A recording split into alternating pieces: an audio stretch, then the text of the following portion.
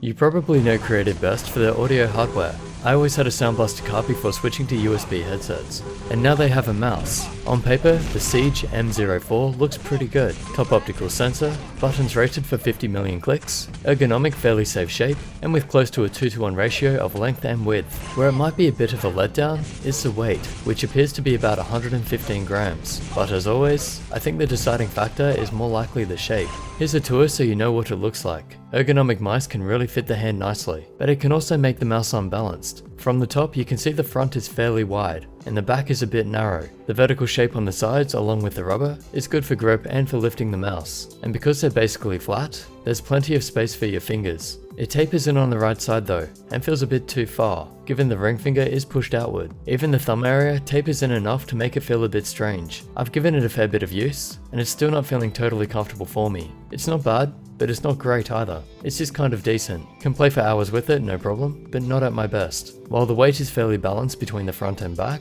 the lateral balance feels slightly off. The button slope is gradual, with the hump in the middle. Here's a comparison with some other mice so you know the basic size of it. I've put it with the Logitech G502 as well, because if you look at them side by side, while it's obvious which is which, the basic form is actually very similar. In fact, I think they've based it on the G502. The sides are similar, and it becomes really obvious once you look at the base. And also from side on. And the other side. No doubt this would have been because the G502 is one of the top sellers, but it's not a mouse I usually recommend, despite having some great features. I'd probably use the M04 in FPS, so the Siege, but as an overall mouse, the G502 has a lot more features. For measurements, the grip width is about 6 cm, and the base length is about 12. The height is roughly 4 cm, and because it has fewer features and more space than the Logitech G502, despite having similar dimensions, it will suit different hand sizes. I'd say between 16 and 18.5 cm for palm grip, 16 to 21 for claw, and above 17.5 for fingertip. As always, this is a rough guide, not exact measurements. Moving on to the buttons, here is a listen to the clicks.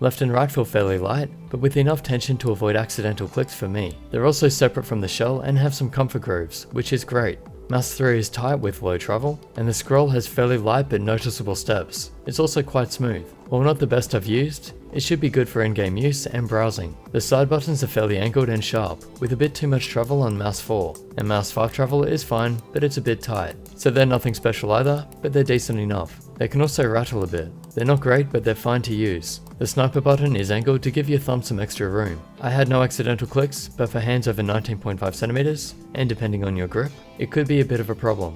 I only accidentally hit the DPI button once, almost twice, so that's not bad. In the latency testing, neither test is accurate, but together, they give a good indication, and the average of the human test along with the bump test shows that they're pretty much the same as the Logitech G403, which means they're extremely good, very low latency. Also binding move forward, shoot, move left and jump to the mouse buttons, I had no problem using them all at once, and there's no tap activation on the buttons either. So the buttons are quite good, and they should be fine in all game types. Now testing the implementation of the 3360 sensor. This is a top optical, so the performance should be great. Obviously it can handle rocket jumping, and I can't make it spin out, even using the tilt slam test. Zooming right in, it tracks pixel by pixel, and as smoothly as expected at 1600 dpi. I don't have an accurate acceleration test, but it seems fairly close to where it should be. The lift-off distance is under 1 DVD on a cloth pad, and 1 DVD on a hard pad.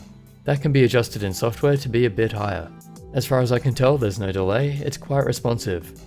And testing the 360, it's slightly off the G403, but you should measure your 360 before changing mouse anyway. In the line test, all good as usual with the 3360, no jitter, angle snapping or skipping. Lift-off movement is fine, and no lens rattle. It's a great sensor, good for all game types and sensitivities.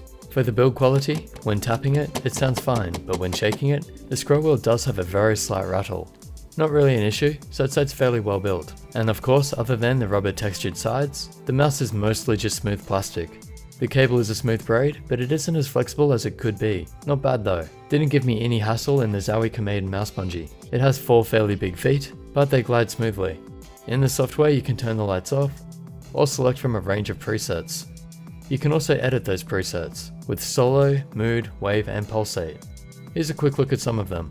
And you can choose the colors to create your own gradients. This is quite good functionality for RGB lights, and the transitions are smooth. Then you have performance, which will allow you to change the DPI from 100 to 12,000 in increments of 100. You can adjust the lift-off distance to 3mm instead of 2, and the usual other features. Unfortunately, at the time of this review, there's no ability to change what the buttons do, or even change the DPI of the sniper button. And in settings, there are some update options. Another thing I'd like to see in an update is the ability to turn off the lights on top, or just stop them from breathing. It's fairly basic software, so I hope to see the updates to it, but at least it has onboard memory. In conclusion, the overall build feels pretty good.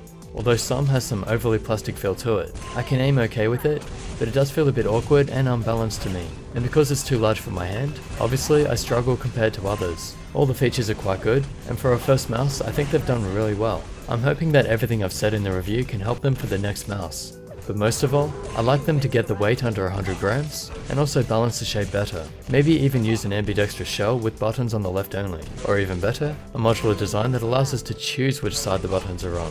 I'd say it's suitable for first-person shooters, MOBAs and RTS. The sensor and the buttons are great. And if it suits your hand size or you want a mouse that's similar to the G502 but with fewer features in the way, and of course a lower weight, then it could be a pretty good choice. That said, at the time of this review, it seemed fairly high priced. Possibly because of the RGB LEDs, and it being the first in the line. I'm glad Creative are giving the mouse game a try, and this is extremely good for a first attempt. And at this stage, it will be just outside of the top 40, with the Logitech G502 taking the overall recommendation. I'm basing that on cost and features, although personally for FPS, I would rather the Siege M04. Hope that helps. Special thanks to Creative for sending this out for a review. And as always, if you want to help support the channel, I'll leave the usual links in the description. Don't forget to like and subscribe. Thanks for watching. Now I'll leave you with these highlights. Combo kill.